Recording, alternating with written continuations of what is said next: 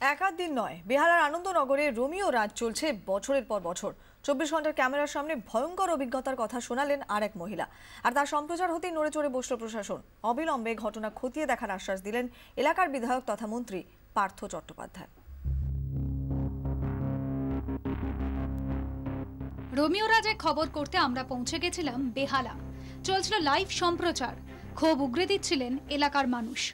আমরা পাড়ার সব লোক একজোট হয়ে আমরা প্রতিবাদ করেছিলাম যে পাড়ার মধ্যে এরকম দিনের পর দিন যে নোংরামি ঘটনাগুলো ঘটছে, এগুলো বন্ধ হওয়া দরকার।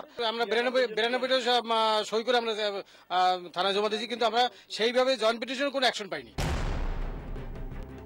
হঠাৎই দৌড়ে এলেন এক মহিলা।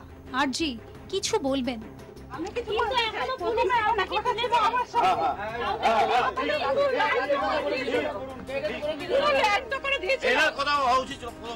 যা শোনালেন তাতে চক্ষু চড়ক গাছ।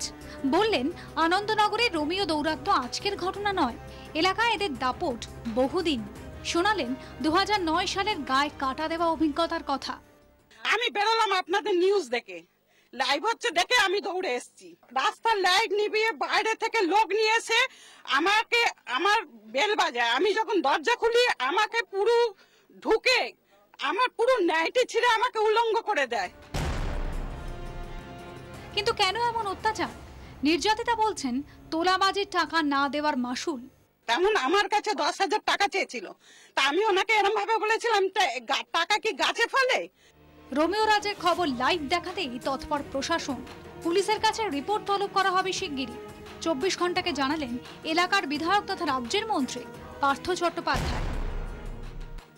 স্থানীয় পৌর প্রতিনিধি এবং তাদের সাথে যেমন কথা বলবো, সাধারণ মানুষের সাথে আনন্দনগরের কথা বলবো এবং পুলিশের কাছ থেকে এ ব্যাপারে রিপোর্ট চাইবো। তবে কোন রকম অসামাজিক কাজের সঙ্গে যুক্ত ব্যক্তিরা যাতে প্রশাসনিকভাবেই তাদেরকে শাস্তি দেওয়ার ব্যবস্থা হয়, নিশ্চয়ই আমি দেখব। 24 ঘন্টার মাধ্যমে খবর পৌঁছেছে খোদ মন্ত্রীর দরবারে। আর এবার হয়তো বন্ধ হবে রোমিও রাজ। একটু হয়তো হাফ ছেড়ে বাঁচতে পারবেন তারা। আশায় বুক বাঁধছে বেহালার আনন্দনগর। ব্যুরো রিপোর্ট, 24 ঘন্টা।